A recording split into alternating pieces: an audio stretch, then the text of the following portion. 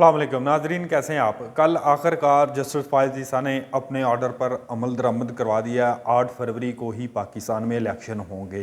तहरीक इंसाफ जो 2 साल से इलेक्शन मांग रही थी, अब इलेक्शन से भाग रही थी। ये इसकी वजह क्या थी? इमरान खान और तहरीक इंसाफ का मसला क्या है? ये क्यों लोग पाकिस्तान में इंतशार फैला रहे हैं? चीफ इलेक्शन कमिश्नर भरपूर तनकीद के बावजूद भी पाकिस्तान में शफाफ इलेक्शन कराने के लिए तैयार हैं और कल रात ही उन्होंने बाकायदा शेड्यूल भी जारी कर दिया। जस्टिस फायज़ ईसा ने 8 फरवरी को इलेक्शन करवाने का ऑर्डर दिया। उससे पहले आपको पता है जस्टिस बंदयाल 3 ऑर्डर दे चुके थे इलेक्शन करवाने के, लेकिन किसी ने भी इनके ऑर्डर्स को संजीदा नहीं लिया। और कल रात जो जस्टिस फायज़ ईसा साहब ने ऑर्डर दिया है 8 फरवरी के इलेक्शन का, उन्होंने कहा था, पहले ही कहा था कि मेरा जो फैसला होगा वो पत्थर पे लकीर होगा। मैं किसी को जमहूरियत डीरेल करने की साजिश नहीं करने दूंगा। अगर किसी ने इंटरफेरेंस की तो हम मुदाखलत करेंगे।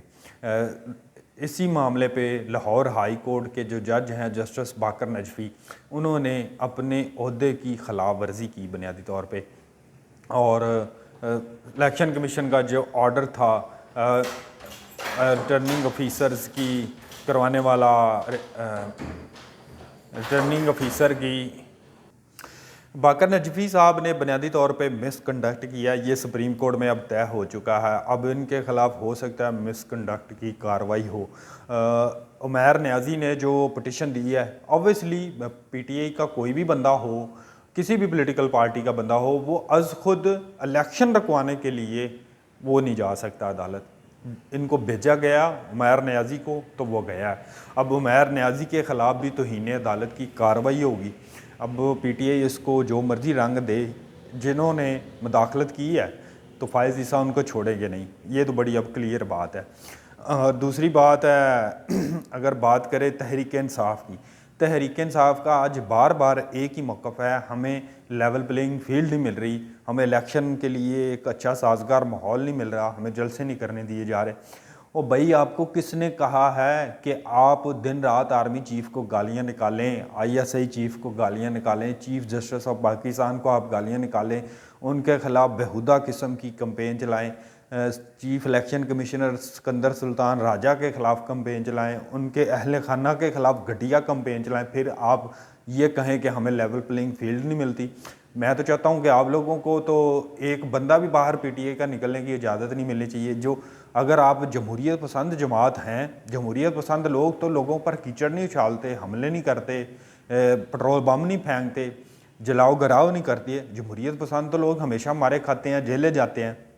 लेकिन आप लोगों को जो ज़ुबान लगी हुई है, ये 8 गज़ लंबी ज़ुबान है, उसकी इमरान खान की ज़ुबान को अब लगाम दी हुई है ना, तो वो इसलिए चुप करके बैठा है। आप लोगों को असल में अभी वो हाथ नहीं लगे जो लगने चाहिए, जो बहुत सारे लोगों को पहले लग चुके हैं। अगर आप जमहूरियत की इज़्ज़त पूछनी है तो आप पीपल्स पार्टी से पूछें, जमहूरियत किसको कहते हैं और उसके लिए मारे खाना, जेलें जाना और फांसी पर चढ़ना क्या होता है, ये आप पीपल्स पार्टी से पहले पूछ लें। अगर आप लोग दिन रात बेहुदा किस्म की कंपेन चलाएंगे फ़ौज के ख़िलाफ़, तो फिर मैं तो नहीं मानता आपको सिविलियन मैनेजमेंट आपको इजाज़त दे एक वर्कर कन्वेंशन भी करने की, आपको एहतजाज करने की भी इजाज़त नहीं मिलनी चाहिए। एक तरफ आप देखें आर्मी चीफ़ के ख़िलाफ़ बेहुदा तरीन मुहिम चलाई जाती है, पाकिस्तान के अंदर बैठे यूथिये भी और पाकिस्तान के बाहर बैठे भी जो यूथने हैं आर्मी चीफ़ के ख़िलाफ़ कंपेन चला रहे हैं। और कल आर्मी चीफ़ ने अमेरिका में पाकिस्तानी शहरियों से जो कल मुलाकात की है, उन्होंने कहा कि आप हमारे सफ़ीर हैं, पूरी दुनिया में जो पाकिस्तानी हैं ये पाकिस्तान के सफ़ीर हैं, हमारे लिए ये काबिल एहतराम है। आप पाकिस्तान में आएँ, पाकिस्तान में इन्वेस्टमेंट करें, हम आपकी इज़्ज़त करेंगे। तो दूसरी तरफ जो यूथिये और 2-2 टके की यूथने जमाइमा के पैसों पे पलने वाले जो बड़वे हैं, वो घोड़े हैं, वो आर्मी चीफ पर तनकीद करते हैं और घटिया इल्ज़ामात लगाते हैं। अब इन लोगों को तो लेवल प्लेइंग फील्ड की बात करनी नहीं ना चाहिए। पाकिस्तान में बैठ के अगर आप फ़ौज के ख़िलाफ़ बात करेंगे, एजेंसी के ख़िलाफ़ बातें करेंगे, जजेस के ख़िलाफ़, चीफ जस्टिस के ख़िलाफ़ कैंपेन चलाएंगे तो फिर आप लेवल प्लेइंग फील्ड की बात नहीं करनी चाहिए, क्योंकि जमहूरियत पसंद लोग ऐसा नहीं करते। और जहाँ तक बात है मुज़ाहिर नकवी वाले केस की, तो मुज़ाहिर नकवी की कल वाली जो पटिशन है वो भी रिजेक्ट कर दी गई है। उन्होंने कहा जुडिशल कमीशन में मेरे ख़िलाफ़ जो कार्रवाई चल रही है वो रोक दी जाए, क्योंकि मेरी पटिशन चल रही है अब सुप्रीम कोर्ट में। तो चेयरमैन ने, जो जुडिशल कमीशन के चेयरमैन है जस्टिस फ़ाइज़ ईसा, उन्होंने वो दरख्वास्त उनकी मुस्तरद कर दिया।